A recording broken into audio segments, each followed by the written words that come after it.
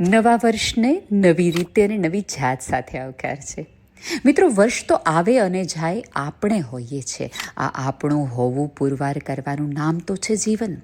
સ્વપ્નાઓ, અપેક્ષાઓ, ઈચ્છાઓ, આશાઓ, સંબંધો જીવ લઈ જાય છે, જેને આપણે સૌ આધાર માનીને બેઠા હોય છે. સાવ સાચું કહું, ખાલી ખિસ્સું, ભૂખ્યું પેટ, તૂટી પડેલી દોસ્તી અને વિખરાઈ ગયેલા પ્રેમમાંથી તો આવે છે જીવનની અફલાતૂન રેસિપી. સ્વપ્નાઓ અને સંભાવનાઓ જીવવા માટે ક્યારેક ડાપણની નહીં, થોડા પાગલપનની જરૂર હોય છે. નવા વર્ષને મળવા માટે જૂના વર્ષના થાકને, એના થેલાઓને થોડા ખંખેરવાના હોય છે.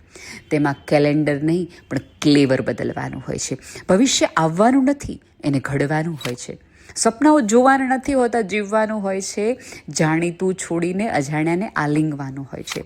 જૂના બધા દાવ અને દેવા માફ કરીને હવે નવું ખાતું ખોલવાનું છે.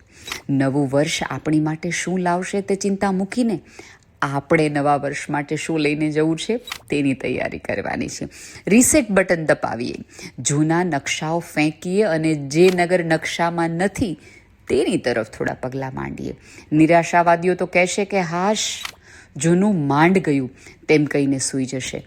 પણ આશાવાદી આંગણેને ઓટલે ફરી નવી આંખે રાહ જોશે, આવકારશે.